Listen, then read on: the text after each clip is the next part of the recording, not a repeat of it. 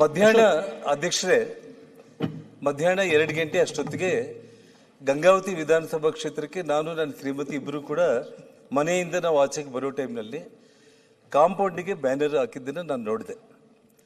ನೋಡಿ ನಾನು ನಮ್ಮ ಫಾಲೋಯರ್ಸನ್ನು ಕರೆಸಿ ಅದನ್ನು ಕಿತ್ಸುವಂಥ ಪ್ರಯತ್ನ ಮಾಡಲಿಲ್ಲ.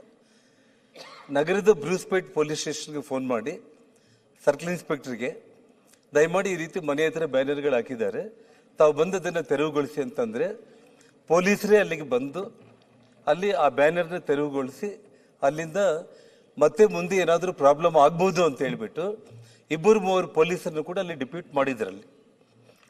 ಆ ನಂತರ ನಾನು ಗಂಗಾವತಿಯಿಂದ ಅಲ್ಲಿ ಒಂದು ಜಾತ್ರೆ ಇತ್ತು, ಅದು ಮುಗಿಸ್ಕೊಂಡು ವಾಪಸ್ ಬರುವಂಥ ಸಂದರ್ಭದಲ್ಲಿ ನನಗೆ ಫೋನ್ ಬಂತು.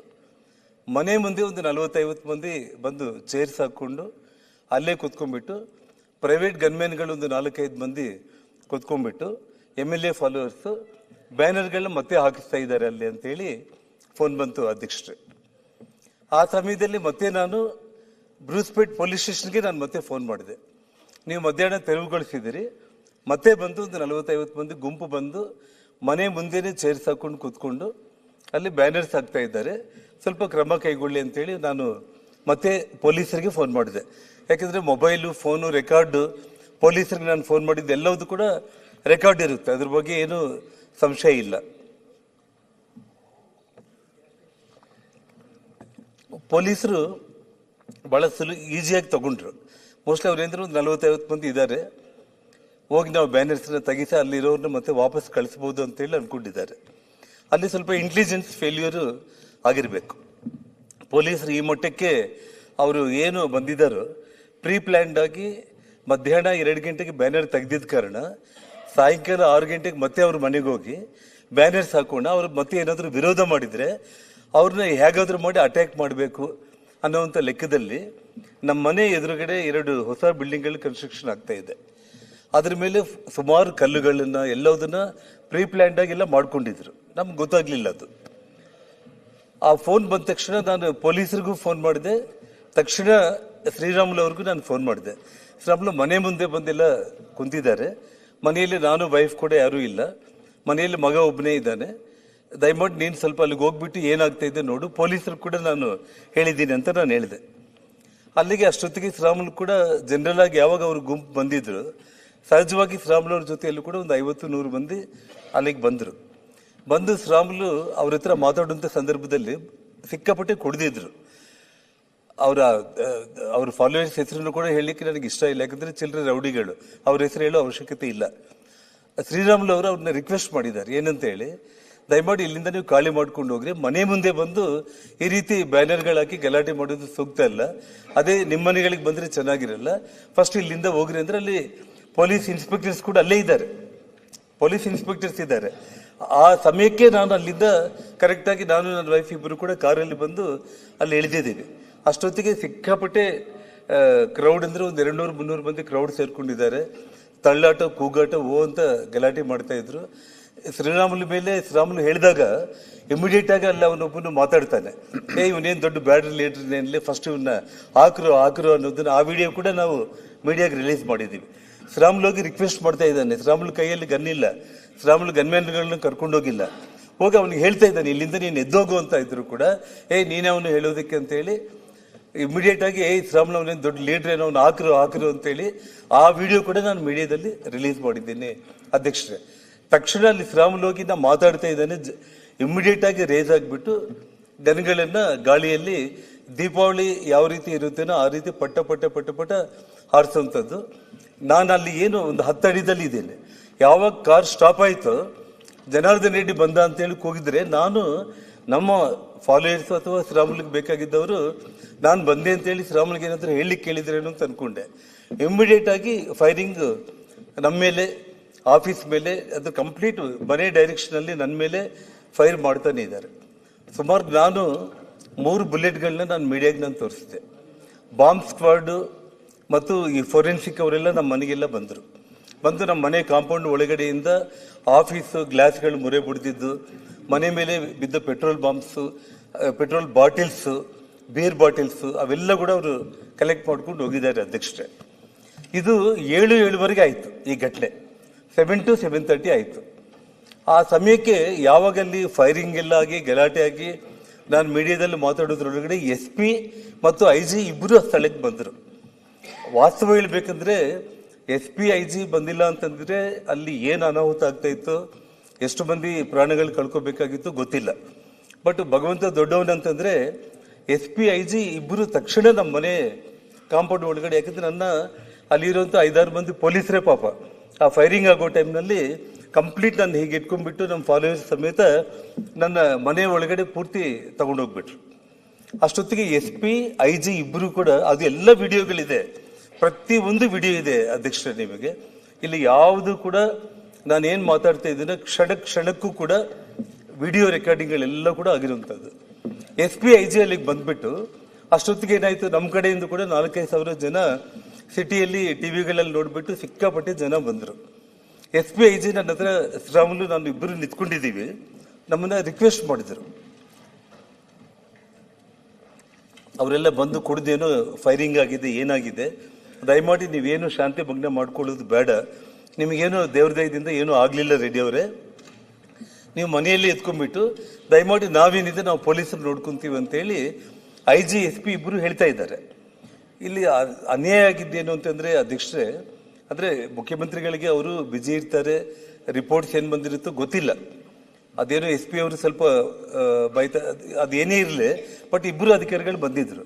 ಅವ್ರು ಬಂದಿದ್ದಕ್ಕೆ ಅಲ್ಲಿ ಒಂದಿಷ್ಟು ಸೇಫ್ಟಿ ಆಗಿ ಅಲ್ಲಿ ಏನಾಯ್ತು ಅಂದರೆ SP ನ ಸಸ್ಪೆಂಡ್ ಮಾಡಿಬಿಟ್ಟು ಟ್ರಾನ್ಸ್ಫರ್ ಮಾಡಿದ್ರು, IG ನ ಟ್ರಾನ್ಸ್ಫರ್ ಮಾಡಿದ್ರು.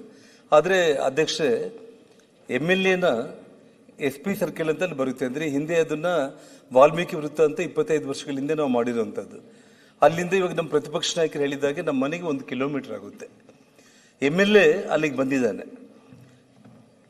ಒಬ್ಬ DSP, ಒಬ್ಬ ASP ಆಗಿರ್ಬೋದು, ಯಾರೇ ಆದರೂ ಕೂಡ MLA ನ ಅಲ್ಲಿಂದ ತಕ್ಷಣ ನೀನು ಮನೆಗೆ ಹೋಗು, ಅಲ್ಲಿ SP IG ಜನಾರ್ದನ್ ರೆಡ್ಡಿ ಮನೆ ಹತ್ರ ಇದ್ದಾರೆ. ಜನ ಎಲ್ಲ ಕೂಡ ಕಂಪ್ಲೀಟ್ ಫೈರಿಂಗ್ 7:15 7:30 ನಡುವೆ ಫೈರಿಂಗ್ ಮುಗ್ದೋಗಿದೆ. ನೀನು ಮತ್ತೆ ಅನಾವಶ್ಯಕವಾಗಿ ಅವ್ರ ಮನೆ ಹತ್ರ ಹೋಗಿ ಜಗಳ ಇನ್ನೂ ಸೀರಿಯಸ್ ಆಗುತ್ತೆ ಅಂತ ಹೇಳ್ಬಿಟ್ಟು MLA ನ ಗಾಡಿಯಲ್ಲಿ ಹತ್ತಿಸ್ಕೊಂಡ್ಬಿಟ್ಟು ಹೋಗಿ ಅವನ ಮನೆಯಲ್ಲಿ ಬಿಟ್ಬಿಟ್ಟಿದ್ರೆ ಯಾವ ಅನಾಹುತ ಕೂಡ ಆಗ್ತಾ ಇದ್ದಿಲ್ಲ. ಇಲ್ಲೇನಾಯಿತು, MLA ಕೂಡ ಪಾಪ ಏನೇನು ತಗೊಂಡಿದ್ದೋ ಗೊತ್ತಿಲ್ಲ, ನಾನು ಮಾರನೇ ದಿನ ಬ್ಲಡ್ ಟೆಸ್ಟ್ ಮಾಡಿಸ್ರಿ ಅಂತ ಹೇಳಿದ್ದೆ. ನಾನು ಮಾಧ್ಯಮಗಳ ಮೂಲಕ ಸರ್ಕಾರಕ್ಕೆ ವಿನಂತಿ ಮಾಡಿದ್ದೆ. ನಾನು ಬಹಳ ಆವೇಶದಲ್ಲಿ ಸುಮಾರು ತಾನೇ ಮಾತಾಡಿರೋ ವಿಡಿಯೋಗಳಲ್ಲೇ 5,000 ಜನಗಳ ಜೊತೆ ನಾನು ಇಲ್ಲಿಗೆ ಬಂದಿದ್ದೀನಿ, ನಾನು ಅವನ ಮನೆ 5 ನಿಮಿಷದಲ್ಲಿ ಸುಟ್ಬಿಡ್ತೀನಿ, ನಾನು ತಾಳ್ಮೆ ಕಡ್ಕೊಂಡ್ರೆ ಬಳ್ಳಾರಿನೇ ಭಸ್ಮ ಮಾಡಿಬಿಡ್ತೀನಿ ಅಂತೇಳಿ ಮಾತಾಡ್ದ. ಆ ಮಾತುಗಳು ಯಾವಾಗ ಮಾತಾಡ್ದ ಅಂತಂದ್ರೆ, ಒಬ್ಬ ಕಾಂಗ್ರೆಸ್ ಕಾರ್ಯಕರ್ತ ಗುಂಡಿಗೆ ಬಲಿ ಆದ್ಮೇಲೆ ಕರೆಕ್ಟ್ 9 ಗಂಟೆಗೆ ನಮ್ಮ ಮನೆ ಎದುರುಗಡೆ ಬಂದಿದ್ದಾರೆ. ಅದು ಎಲ್ಲ CC ಕ್ಯಾಮೆರಾಗಳಲ್ಲಿ ವಿಡಿಯೋಗಳಲ್ಲಿ ಎಲ್ಲ ರೆಕಾರ್ಡ್ ಆಗಿದೆ. 5,000 ಜನಗಳ ಜೊತೆ ದೊಡ್ಡ ರ್ಯಾಲಿ ತರ ಮನೆ ಹತ್ರ ಬಂದ್ಬಿಟ್ಟು ಬಂದ ತಕ್ಷಣ ಮನೆ ಮೇಲೆ ಗನ್ಗಳಿಂದ ಫೈರಿಂಗ್, ಬಾಟಿಲ್ಗಳು ಪಟ ಪಟ ಪಟ ಪಟ ಪಟ ಬಾಟಿಲ್ಸ್ ಬಿಲ್ಡಿಂಗ್ಗಳ ಮೇಲೆ, ಗ್ಲಾಸ್ಗಳ ಮೇಲೆ ಬೀಳ್ತಾನೆ ಇದೆ. ಪ್ರೈವೇಟ್ ಗನ್ಮೆನ್ಗಳು ಫೈರಿಂಗ್ಗಳು ಮಾಡ್ತಾ ಇದ್ದಾರೆ. ನೂರಾರು ವಿಡಿಯೋಗಳು ಅದೆಲ್ಲ ಇವತ್ತು ಮೀಡಿಯಾದಲ್ಲೆಲ್ಲ ಕೂಡ ಬಂದಿರೋಂಥದ್ದು. ಆ ಸಮಯದಲ್ಲಿ ಏನಾಗಿದೆ ಅಂತಂದ್ರೆ, ಒಬ್ಬ ಕಾಂಗ್ರೆಸ್ ಕಾರ್ಯಕರ್ತ ರಾಜಶೇಖರ್ ಅಂತ ಹೇಳ್ಬಿಟ್ಟು ಅವನು ಬಾಟ್ಲಿಲ್ ತಗೊಂಡು ನಮ್ಮ ಮನೆ ಮೇಲೆ ಹಾಕೋ ವಿಡಿಯೋಗಳು ರೆಕಾರ್ಡ್ ಆಗಿದೆ. ಆ ಹುಡುಗ ಪೊಲೀಸರು ಬಂದು ಲಾಠಿ ಚಾರ್ಜ್ ಮಾಡ್ತಾರೆ.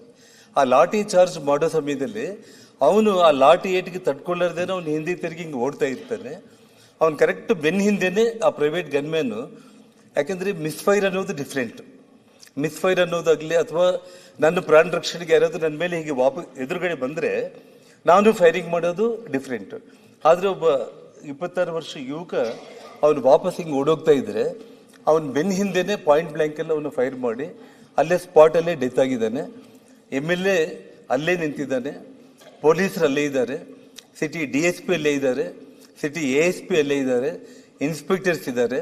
ಎಲ್ಲರ ಸಮಕ್ಷಮದಲ್ಲಿ ನನ್ನ ಆಫೀಸ್ ಮುಂದೆನೆ 10 ಅಡಿ ದೂರದಲ್ಲೇ ಒಬ್ಬ ಕಾರ್ಯಕರ್ತ ಡೆತ್ ಆಗ್ಬಿಟ್ಟ.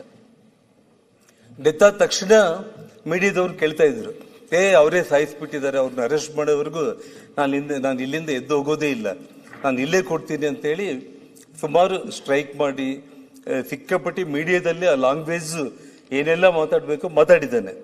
ಅದಾದ್ಮೇಲೆ ಕೂಡ ಇಷ್ಟೆಲ್ಲ ಅನಾಹುತ ಆಗ್ಲಿಕ್ಕೆ ಪೊಲೀಸ್ ವೈಫಲ್ಯ, ಇದರಲ್ಲಿ ಎರಡನೇ ಮಾತೇ ಇಲ್ಲ. ಯಾಕಂದ್ರೆ ಈ ಹಿಂದೆ ಕೂಡ ನಾವು ಈ ರಾಜಕೀಯದಲ್ಲಿ ಹೋರಾಟ ಮಾಡೋ ಸಂದರ್ಭದಲ್ಲಿ ಒಬ್ಬ ಮಂತ್ರಿನೇ ಶರತ್ ಚಂದ್ರ ಅಂತ IPS ಅಧಿಕಾರಿಗಳು FIR ಮಾಡಿ ಎತ್ತಿ ವ್ಯಾನಲ್ಲಿ ಹಾಕೊಂಡು ಮಂತ್ರಿನೇ ತಗೊಂಡೋಗ್ಬಿಟ್ಟು ಸ್ಟೇಷನಲ್ಲಿ ಕೊಡಿಸ್ಕೊಂಡಿದ್ದ ಘಟನೆಗಳು ಹಿಂದೆ ಆಗಿತ್ತು.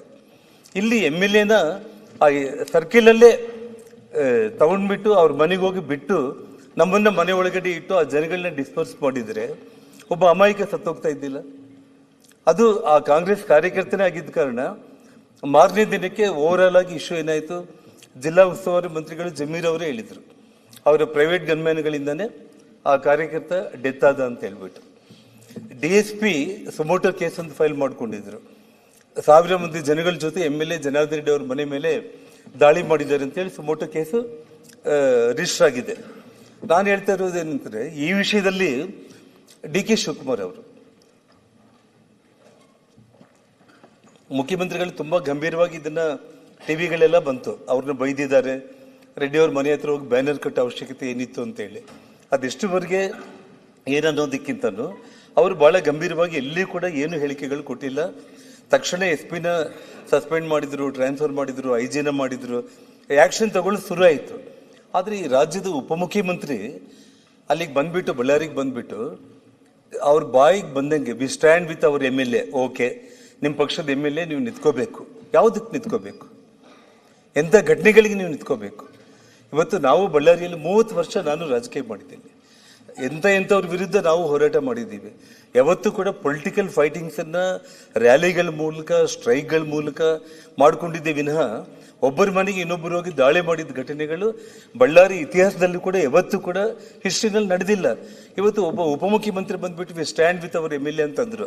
ಓಕೆ, ಅದಕ್ಕೂ ನಾವೇನು ಯೋಚನೆ ಮಾಡಿ. ಸಭಾಧ್ಯಕ್ಷರೇ, ಆಮೇಲೆ ನಾವು ಮಾತಾಡ್ಬೇಕು. ರಂಗನಾಥ್ ಅವರೇ, ನಾನು ಮಾತಾಡಿದ್ಮೇಲೆ ನೀವು 1 ಅವರ್ ಮಾತಾಡಿ. ಅಲ್ಲ, 1 ಅವರ್ ನೀವು 1 ಅವರ್ ಮಾತಾಡಿ. ಅಲ್ಲಲ್ಲ, ನೀವು 1 ಅವರ್ ಮಾತಾಡಿ. ರಂಗನಾಥ್ ಇನ್ವೆಸ್ಟಿಗೇಟ್ ಮಾಡ್ಲಿ ಅಂತಾನೆ ಹೇಳಿದ್ದಾರೆ ಅಲ್ಲಿ ಹೋಗಿ. ನಾನು ಹೇಳೋದನ್ನ ಪೂರ್ತಿ ಕೇಳಿ ರಂಗನಾಥ್. ಅಲ್ಲ, ಎಲ್ಲ ವಿಡಿಯೋಗಳಿದೆ. ಅಲ್ಲ, ಮೀಡಿಯಾ ಮುಂದೆನೆ ಮಾತಾಡಿದ್ದಾರೆ. ದಯಮಾಡಿ ನೋಡಿ, ನಾನು ನಿಧಾನವಾಗಿ ಎಲ್ಲ ವಿಷಯಗಳನ್ನ ಹೇಳ್ತಾ ಇದ್ದೀನಿ. ನಾನೇನಾದ್ರೂ ತಪ್ಪು ಮಾತಾಡಿದ್ರೆ ದಯಮಾಡಿ ಎಲ್ಲ ಎವಿಡೆಂಟ್, ಪ್ರತಿಯೊಂದು ರೆಕಾರ್ಡೆಡ್, ಪ್ರತಿಯೊಂದು ವಿಡಿಯೋಗಳಿದೆ. ಈ ರಾಜ್ಯದ ಒಬ್ಬ ಉಪಮುಖ್ಯಮಂತ್ರಿ ಸಂವಿಧಾನದ ಬಗ್ಗೆ ನೀವು ಮಾತಾಡುವಂತ ಒಬ್ಬ ವ್ಯಕ್ತಿ ಅಲ್ಲಿ ಬಂದು ನೀನೇನ್ ಮಾತಾಡ್ತಾ ಇದೀಯ?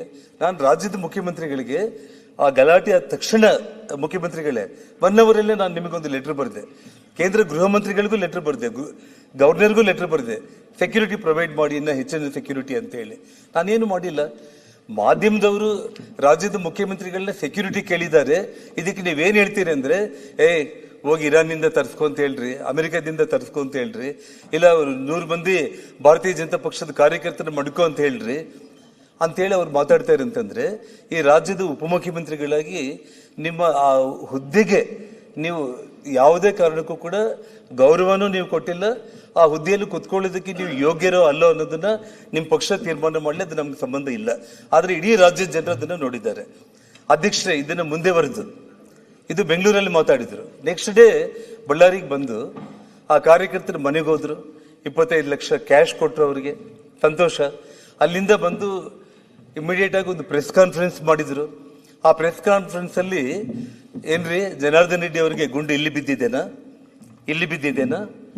ಇಲ್ಲೇನು ಹೊಟ್ಟೆ ಒಳಗಡೆ ಹೋಗಿದ್ದೇನಾ ಅಂತಂದ್ರು. ಪತ್ರಕರ್ತರ ಉಪಮುಖ್ಯಮಂತ್ರಿಗಳು ಮುಖದ ಮೇಲೇನೆ ಕೇಳಿದ್ರು, ಇಲ್ಲಿ ಬಿದ್ದಿದ್ರೆ ಜನಾರ್ದನ್ ರೆಡ್ಡಿ ಎಲ್ಲಿ ಬದುಕ್ತಾ ಇದ್ದೆ, ಹೆಂಗ್ ಮಾತಾಡ್ಲಿಕ್ಕೆ ಆಗುತ್ತೆ ಅಂದ ತಕ್ಷಣ ಅಲ್ಲಿಂದ ಪ್ರೆಸ್ ಕಾನ್ಫರೆನ್ಸ್ ಹೆಚ್ಚು ಕಡಿಮೆ ಆಗ್ಬಿಟ್ಟು ಅಲ್ಲಿಂದ ವಾಪಸ್ ಬಂದ್ರು. ಅಂದ್ರೆ ಏನ್ ವಿಷಯ ಏನಾಗ್ತಾ ಇದೆ ಅಂತಂದ್ರೆ, ನಾನು ಹೇಳ್ತಾ ಇರುವಂತದ್ದು ಇಷ್ಟು ಘಟನೆ ಆದ್ಮೇಲೆ ಈ ಘಟನೆಗೆ ಕಾರಣ ಆಗಿರುವಂತ ಒಬ್ಬ ಶಾಸಕ ಆಗಿರ್ಬೋದು, ಒಬ್ಬ DSP ಆಗಿರ್ಬೋದು, ಒಬ್ಬ ASP ಆಗಿರ್ಬೋದು. ನೋಡಿ, 27ನೇ ತಾರೀಕು ನಿನ್ನೆ ಇಲ್ಲ ಮೊನ್ನೆ ಒಬ್ಬ IPS ಆಫೀಸರ್ನ ಸಿಟಿ DSP ಆಗಿ ಯಾರು ಯಶ್ಕುಮಾರ್ ಶರ್ಮಾ ಅಂತ ಹೇಳಿ ಅವ್ರನ್ನ ಪೋಸ್ಟ್ ಮಾಡಿದ್ದಾರೆ.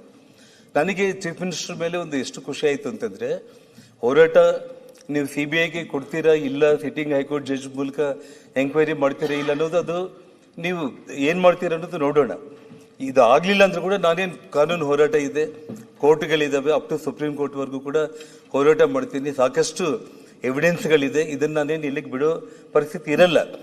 ಆದ್ರೂ ಕೂಡ ತಾತ್ಕಾಲಿಕವಾಗಿ ಅಟ್ಲೀಸ್ಟ್ ಬಳ್ಳಾರಿಗೆ ಈ ಹಿಂದೆ ಕೂಡ ಸನ್ಮಾನ್ಯ SM ಕೃಷ್ಣ ಅವರು ಇರ್ಬೋದು, ಬೇರೆ ಯಾವುದೇ ಮುಖ್ಯಮಂತ್ರಿಗಳು ಇರ್ಬೋದು, ಬಳ್ಳಾರಿ ಜಿಲ್ಲೆ ಅಂತಂದ್ರೇನೆ, ಬಳ್ಳಾರಿ ನಗರ ಅಂದ್ರೇನೆ ತುಂಬಾ ಹಾಟ್ ಆಗಿರುತ್ತೆ. ಒಂದು ಆಂಧ್ರದ ವಾತಾವರಣ ಅನ್ನುವಂಥ ಪದಗಳು ಪದೇ ಪದೇ ಮಾಧ್ಯಮಗಳಲ್ಲಿ ಬರ್ತಾ ಇರುತ್ತೆ. ಅಲ್ಲಿ ಸ್ವಲ್ಪ ಒಳ್ಳೆ ಅಧಿಕಾರಿಗಳನ್ನ ಪೋಸ್ಟ್ ಮಾಡಬೇಕು ಅನ್ನೋದು ಇರುತ್ತೆ. ನಾನು ಮುಖ್ಯಮಂತ್ರಿಗಳು ಒಬ್ಬ ಸಿಟಿ DSPನ ಒಬ್ಬ IPS ಅಧಿಕಾರಿನೇ ಅವರು ಪೋಸ್ಟ್ ಮಾಡಿದ್ರು, ಇನ್ನೇನು ಸಿಟಿಯಲ್ಲಿ ಎಲ್ಲ ಕಂಟ್ರೋಲ್ ಆಗಿಬಿಡುತ್ತೆ. ಒಬ್ಬ ASP ಪೋಸ್ಟ್ ಇದೆ, ಒಬ್ಬ ASP ಪೋಸ್ಟ್ ಅಲ್ಲಿ ಒಂದು IPS ಹಾಕ್ಲಿ, SP ಬಂದಿದ್ದಾರೆ, ಸಿಟಿ DSPನೂ ಕೂಡ ಆಗ್ಬಿಟ್ರೆ ಇಡೀ ಸಿಟಿ ಇವತ್ತು ಏನಾಗ್ತಾ ಇದೆ, ಇಡೀ ರಾಜ್ಯದಲ್ಲಿ ನಡೀತಾ ಇರುವಂತದ್ದು. ಇವತ್ತು ಬಳ್ಳಾರಿಯಲ್ಲಿ ಏನೆಲ್ಲ ಪ್ರತಿ ವಾರ್ಡ್ಗಳಲ್ಲಿ ಕೂಡ ಯಂಗ್ಸ್ಟರ್ಸ್ ಎಲ್ಲರೂ ಕೂಡ ಗ್ಯಾಂಗ್ಸ್ಟರ್ಸ್ ಆಗ್ಬಿಟ್ಟಿದ್ದಾರೆ ಅಧ್ಯಕ್ಷರೇ. ಈ ವಾತಾವರಣ ಅಟ್ಲೀಸ್ಟ್ ಹೋಗ್ಲೆ, ಅದು MLA ತಯಾರು ಮಾಡ್ತಾ ಇದ್ದಾನ, ಇನ್ನೊಬ್ಬರು ಮಾಡ್ತಾ ಇದ್ದಾರೆ ಅನ್ನೋದು ನಾನು ಹೇಳಕ್ ಹೋಗಲ್ಲ. ನಾನು ಒಟ್ಟಿಗೆ ವಾತಾವರಣ ತುಂಬಾ ಗಂಭೀರವಾಗಿ ನಗರದಲ್ಲಿ 5,000 ಹುಡುಗರು ಯಾರು ಬಂದಿದ್ದಾರಲ್ಲ, ಎಲ್ಲರೂ ಕೂಡ ಕಂಪ್ಲೀಟ್ ಆಟೋಗಳಲ್ಲಿ ಆ ಪೆಟ್ರೋಲ್ಗಳು.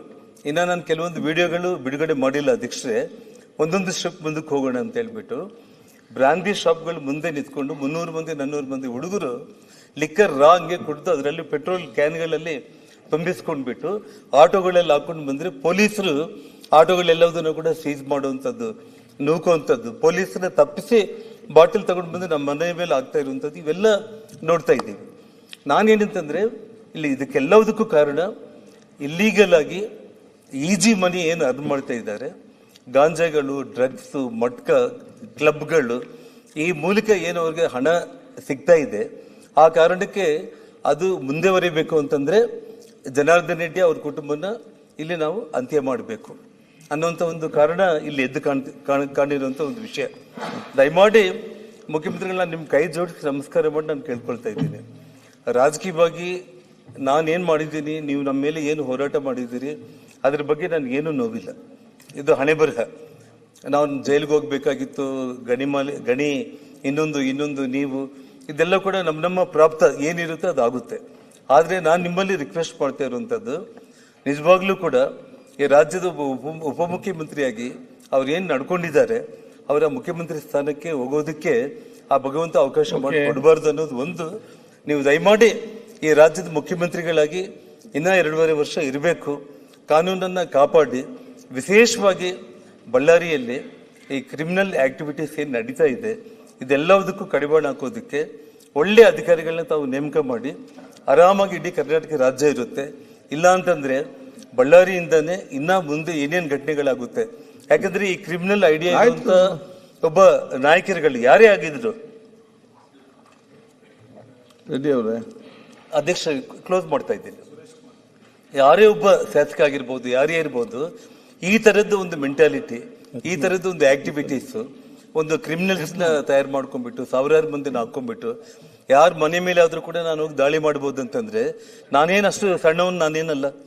ಇವತ್ತು ಬಳ್ಳಾರಿಯಲ್ಲಿ ಇವತ್ತು ನನಗೇನು ಲಕ್ಷಾಂತರ ಜನರಿದ್ದಾರೆ. ಒಂದು ಕಾಲದಲ್ಲಿ 10ರಲ್ಲಿ 9 ಸೀಟ್ ಗೆದ್ದಿರುವಂತವ್ರು ಇವತ್ತು 1 ಸೀಟ್ ಗೆದ್ದು 9 ಸೀಟ್ ಸೋತಿರ್ಬೋದು, ನಾಳೆ 10ಕ್ಕೆ 10 ಗೆಲ್ಬಹುದು. ರಾಜಕೀಯ ಇದು, ಅದೇನೇ ಬದಲಾವಣೆಗಳಾಗಿರ್ಬೋದು. ಅಧಿಕಾರ ಇರಲೇ ಬಿಡ್ಲೆ, ಇವತ್ತು ಶಾಂತಿ ಅನ್ನೋದು ಬೇಕು. ಬಳ್ಳಾರಿ ನಗರ ದೊಡ್ಡ ಮಟ್ಟದಲ್ಲಿ ಅಭಿವೃದ್ಧಿ ಆಗಬೇಕು. ಬಳ್ಳಾರಿನ ಎಷ್ಟೋ ಕನಸುಗಳನ್ನ ಇಟ್ಕೊಂಡು, ನಾನಂತಲ್ಲ, ಅಲ್ಲಿ ಯಾರು ಇವಾಗ MLA ಆಗಿದ್ದಾನೆ ಅವ್ರಿಗಾದ್ರೂ ಕೂಡ ಒಂದು ಕನಸುಗಳನ್ನ ಇಟ್ಕೊಂಡು ಬಳ್ಳಾರಿನ ಯಾವ ಮಟ್ಟಕ್ಕೆ ಭಗವಂತ ಕೊಟ್ಟಿರೋ ಒಂದು ಬಂಗಾರದಂತ ಅವಕಾಶವನ್ನು ಉಪಯೋಗಿಸಿಕೊಂಡು ಅಭಿವೃದ್ಧಿ ಆಗ್ಬೇಕಾಗ್ಲಿ. ಕೊಲೆಗಳು, ಮನೆಗಳ ಮೇಲೆ ದಾಳಿ ಮಾಡುವಂಥದ್ದು, ಇವತ್ತು ಬಾಂಬ್ಗಳು, ಪ್ರೈವೇಟ್ ಗನ್ಗಳು, ಇವತ್ತು ನಾವು 20 ವರ್ಷದ ಹಿಂದೆ UP ಬಿಹಾರಲ್ಲಿ ಕೇಳ್ತಾ ಇದ್ದಿದ್ದು. ಆದ್ರೆ ಇವತ್ತು ನಮ್ಮ ರಾಜ್ಯದಲ್ಲಿ ಅದು ನಮ್ಮ ಬಳ್ಳಾರಿಯಲ್ಲಿ ಇಂಥ ಒಂದು ವಿಷಯ ನಡೆದಿದೆ. ನಾನು ದಯಮಾಡಿ ರಾಜ್ಯದ ಮುಖ್ಯಮಂತ್ರಿಗಳಿಗೆ, ತಾವು ಈಗಾಗಲೇ ಮುಖ್ಯಮಂತ್ರಿಗಳಾಗಿದ್ದಾಗ 7 ಪ್ರಕರಣಗಳನ್ನ CBI ಕೊಟ್ಟಿದ್ದೀನಿ ಅಂತ ಹೇಳಿದ್ದೀರಿ. ತಮಗೆ ವಿಶ್ವಾಸ ಇದ್ರೆ, ತುಂಬಾ ಟ್ರಾನ್ಸ್ಪರೆಂಟ್ ಆಗಿ ಆಗ್ಬೇಕು ಅಂದ್ರೆ CBI ಕೊಡಿ. ಒಂದು ವೇಳೆ CBI ಕೊಡ್ಲಿಕ್ಕೆ ಆಗ್ಲಿಲ್ಲ ಅಂತಂದ್ರು ಕೂಡ, ಯಾಕಂದ್ರೆ ಅದು ಕೇಂದ್ರ ಸ್ವಾಮಿ ಸಂಸ್ಥೆ, ನಂಬಿಕೆ ಇಲ್ಲ ಅಂತಂದ್ರೆ ತಾವು ತಕ್ಷಣ ಒಂದು ಸಿಟ್ಟಿಂಗ್ ಹೈಕೋರ್ಟ್ ಜಡ್ಜ್ಗೆ ಇದನ್ನ ಎಂಕ್ವೈರಿಗೆ ತಾವೇನಾದ್ರೂ ಕೊಟ್ಟು ತುಂಬಾ ಪಾರದರ್ಶಕವಾಗಿ ನಾನು ಇದ್ದೇನೆ ಅಂತೇಳಿ ತಾವೇನಾದ್ರೂ ತೋರಿಸಿದ್ರೆ ನನಗೆ ನಿಜವಾಗ್ಲೂ ಕೂಡ ನಾನು ಯಾವತ್ತಿಗೂ ಕೂಡ ಬಳ್ಳಾರಿ ಇಡೀ ಆ ಜಿಲ್ಲೆ ಜನರ ಪರವಾಗಿ ನಾನು ನಿಮಗೆ ಕೃತಜ್ಞತೆಗಳನ್ನ ಸಲ್ಲಿಸುವಂತ ಒಂದು ಸಮಯ ಖಂಡಿತವಾಗ್ಲೂ ಕೂಡ ಬರುತ್ತೆ. ನೋಡಿ, 1 ತಿಂಗಳಾದ್ರೂ ಕೂಡ ಕೇವಲ 3 ಗನ್ಮ್ಯಾನ್ಗಳನ್ನ ಬಂಧನ ಮಾಡಿಬಿಟ್ಟು ಅಲ್ಲಿಗೆ ಕೈ ತೊಳ್ಕೊಳ್ಳುವಂತ ಒಂದು ಸ್ಥಿತಿ ಬರಬಾರ್ದು. ಯಾಕಂದ್ರೆ ಇವತ್ತು ಪ್ರೈವೇಟ್ ಗನ್ಮ್ಯಾನ್ಗಳನ್ನ ಯಾರು ಇಟ್ಕೊಂಡಿದ್ದಾರೆ, ಅದ್ರ ಮಾಲೀಕರು ಯಾರು, ಅವ್ರನ್ನ ಇವತ್ತು ಅರೆಸ್ಟ್ ಮಾಡಬೇಕಾಗಿತ್ತು.